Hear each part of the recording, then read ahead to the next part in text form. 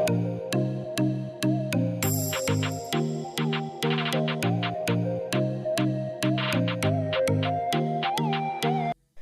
everyone, my name is Palak Gupta.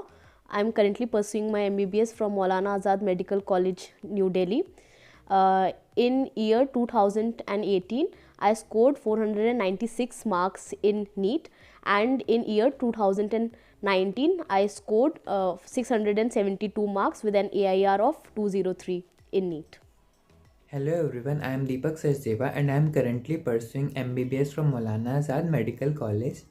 And firstly, I will tell you about my marks and rank. In 2018, after 12th, I got 510 marks with 18,000 rank. And the next year, after dropping in 2019, I got 660 marks, in which I got 175 each in physics and chemistry and 310 in biology.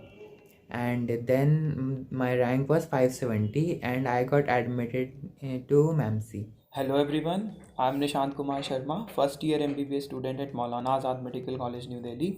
NEET 2019 में मेरा selection हुआ था और मैंने 3 साल का drop लिया था। दैट इज़ मैंने अपनी 12th दिल्ली के एक गवर्नमेंट स्कूल से 2016 में पास की थी। तो नीट 2016 में मेरे मार्क्स थे 310 आउट ऑफ 720। एंड देन जब मैंने फर्स्ट ड्रॉप आकाश जनकपुरी से लिया तो मार्क्स थे 491। फिर उसके बाद जब सेकेंड ड्रॉप मैंने सेल्फ स्टडी करने की कोशिश की और उससे मेरे मार्क्स बहुत ज़्यादा नहीं बढ़े, 524 ही हुए नीट 2018 में। और नीट 2019 में मेरे मार्क्स थे 650 out of 720 and all India rank थी 991।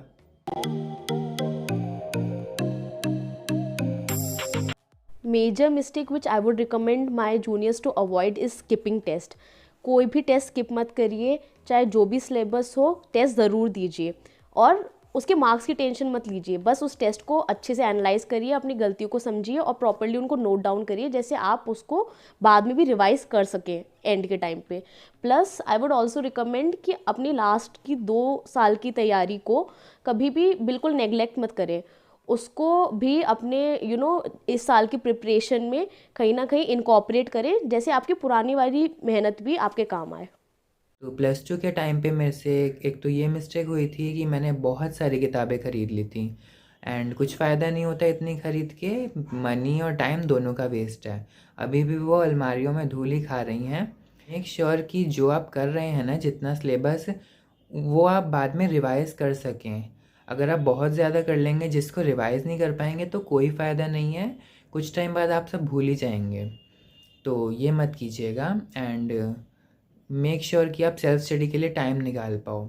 स्कूल एंड कोचिंग में इतना बिजी हो जाते हैं कि टाइम नहीं निकल पाता, तो try to manage that. And then drop year में मुझसे सबसे बड़ी गलती हुई थी बायो में मेरे 310 आए हैं, और भी ज़्यादा बढ़ सकते थे, बट मुझसे गलती ये हो गई कि मैंने बायो की एनसीईआरटी ठीक से करी ही नहीं थी। मैंने एनसीईआरटी को अच्छे से फॉलो किया होता और उसके बाद जो मेरे रेफरेंस मटेरियल हैं उनको किया होता तो बहुत अच्छा रहता, लेकिन मेरे को इतना सारा एक्स्ट्रा नॉलेज हो गई बट उसका कुछ फ़ायदा नहीं हुआ क्योंकि मेरी एनसीईआरटी ठीक से नहीं थी। तो मेक श्योर कि आप एनसीईआरटी को बहुत अच्छे से फॉलो कर रहे हैं and that's very very important. जो मिस्टेक्स मैंने कमिट की हर एक ईयर में वो पहले साल में थी कि यार सेल्फ स्टडी का टाइम ही नहीं मिलता था। क्यों? क्योंकि जहाँ मैं रहता हूँ और वहाँ से आकाश जनकपुरी 2 घंटे की दूरी पर था। मतलब 2 घंटा आना, 2 घंटा जाना, 5 घंटे की क्लास और साथ साथ में थकान। तो घर पे आके सेल्फ स्टडी ही नहीं हो पाती थी, जो सबसे मेन कंपोनेंट है तुम्हारे नीट क्रैक करने के लिए। सेल्फ स्टडी ही नहीं हो पाती थी। सेकेंड ईयर में मैंने क्या गलती की, जब मैंने सेल्फ स्टडी करने की ट्राई किया तो सेल्फ स्टडी करने के लिए मतलब एक शुरू में तो हमको लगता है कि हमारे पास नोट्स भी है, हमारे पास स्टडी मटेरियल भी है, तो हम सब कुछ कर लेंगे, बस एक छोटी मोटी टेस्ट सीरीज़ ज्वाइन कर लेते हैं। धीरे धीरे क्या हुआ कि मेरा मन, मतलब जब इतनी स्पीड से मेरा सिलेबस ख़त्म नहीं हो रहा था तो डिप्रेशन जैसा आ गया था, टेंशन आ गई थी और मैंने मतलब छोड़ दिया।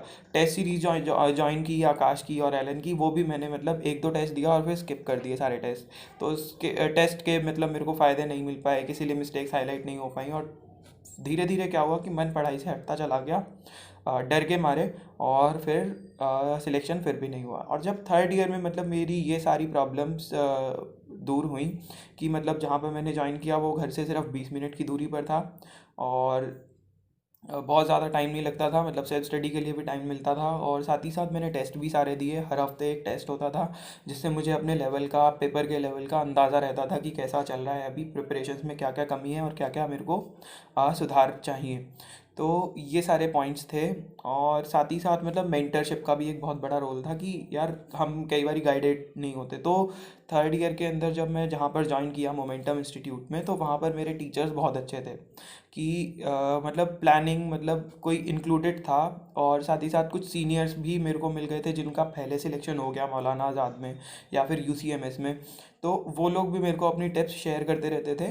Tips and tricks is not very convenient word, कि इंपॉर्टेंट पॉइंट्स दिमाग में जो रखने वाले हैं वो मेरे को पता लगते रहते थे। तो इस वजह से मेरा धीरे धीरे मतलब बिल्डअप हुआ, और थोड़ा सिलेक्शन हो ही गया। 650 मार्क्स एंड 991 रैंक ने मेरे को दिला दिया मौलाना आज़ाद मेडिकल कॉलेज, जो कि ड्रीम कॉलेज होता है सभी का। अगर आप में से कोई एफएमजी की प्रिपरेशन करना चाहता है तो वो अनअकैडमिक का एफएमजी 2021 बैच ज्वाइन कर सकता है, जो कि 28 दिसंबर से स्टार्ट हो रहा है। उसकी मैंने सारी डिटेल्स डिस्क्रिप्शन बॉक्स में आपके साथ शेयर किया, आप वहाँ से चेक कर सकते हैं। अगर आपको नीट पीजी की प्रिपरेशन करनी है तो आप अनअकैडमी का प्लस सब्सक्रिप्शन ले सकते हैं। उसमें आपको फ्री लाइव लेक्चर्स मिलेंगे, उसके साथ डाउट क्लियरिंग सेशंस होते हैं सब्जेक्ट वाइज, और इसके अलावा आपको सारे लेक्चर्स के नोट्स की पीडीएफ फ्री में अवेलेबल होती है, चाहे आपका सब्सक्रिप्शन ओवर हो गया उसके बाद भी। वहाँ पर आपको काफ़ी सारे टाइप के क्वेश्चंस मिलते हैं, image based question, clinical question, previous year के क्वेश्चन, न्यू पैटर्न क्वेश्चन। तो वो सभी आप वहाँ से सॉल्व करके अपने आप को इम्प्रूव कर सकते हैं। अगर आपको नीट पीजी की प्रिपरेशन करनी है तो आप टारगेट नेक्स्ट 2022 बैच भी ज्वाइन कर सकते हैं, जो अभी कुछ दिन पहले ही स्टार्ट हुआ है।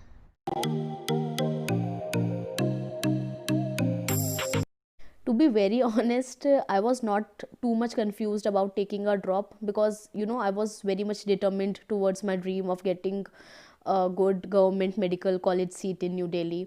पर हाँ, हमारे सराउंडिंग्स में कुछ बातें होती हैं, जैसे ड्रॉप क्यों दिलवा रहे हो, क्या ज़रूरत है, साल वेस्ट हो जाएगा। हर इंसान की तरह मैं भी थोड़ा बहुत इन्फ्लुएंस हुई थी, बट देन आई थॉट कि या तो मैं एक साल बचाने के चक्कर में अपने अपकमिंग नेक्स्ट 5 इयर्स रिग्रेट में रहूँ कि काश एक साल ड्रॉप ले लिया होता, और अपने लास्ट के 2 इयर्स 11th-12th में भी जहाँ पे मैंने तैयारी करी थी उसको भी वेस्ट कर दूँ, because I did not get what I wanted. या फिर दूसरा ऑप्शन ये था कि एक साल और इन्वेस्ट करके अपने नेक्स्ट अपकमिंग 5 इयर्स अपने ड्रीम कॉलेज में बिताऊं, और अपनी जो 11th-12th की 2 साल की मेहनत है उसको भी वहाँ पे डाइवर्ट करूँ जहाँ मैं सच में पहुँचना चाहती थी। So I chose the second option and I gave my best. I had faith in my hard work and I succeeded. सो आप सभी लोगों को कन्फ्यूज़न होता होगा कि आपको ड्रॉप लेना चाहिए कि नहीं। तो जो मैंने किया ड्रॉप के डिसीज़न के लिए वो मैं आपको बताता हूँ। हम सभी लोग जानते हैं अपनी कैपेबिलिटीज़ के बारे में कि हमने कितना किया है या हम और कितना अच्छा कर सकते हैं।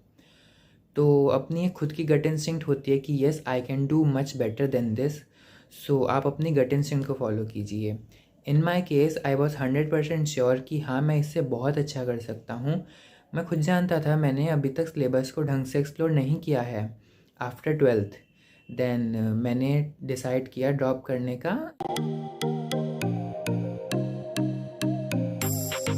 जब मैंने डिसाइड किया था ड्रॉप करने का, तब मुझे भी काफ़ी क्रिटिसिज्म मिला था कि मुझे इसी साल एडमिशन ले लेना चाहिए, अदरवाइज़ कितनी ही मैं इम्प्रूवमेंट कर लूँगा, क्या ही कर पाऊँगा। But I was lucky in one thing कि मेरे पापा ने मुझे बहुत सपोर्ट किया था कि हाँ तुम ड्रॉप कर लो, बिकॉज़ या उन्हें मुझ में कैलिबर दिखता था and I was very confident कि हाँ मैं कर ही लूँगा। तो अगर वो कॉन्फिडेंस आपके पेरेंट्स आप में देखेंगे तो उन्हें भी फील होगा कि हाँ ये कर लेगा, कर सकता है। बाकी अगर और बाकी लोग बोले जा रहे हैं तो उनकी तो बिल्कुल मत सुनिए, क्योंकि लाइफ तो एंड में आपकी ही है, और वो चीज़ें लोग वही मना करते हैं जो वो खुद नहीं कर पाते हैं। बट इसका मतलब ये थोड़ी कि दूसरा नहीं कर सकता। So have trust in your self and be confident.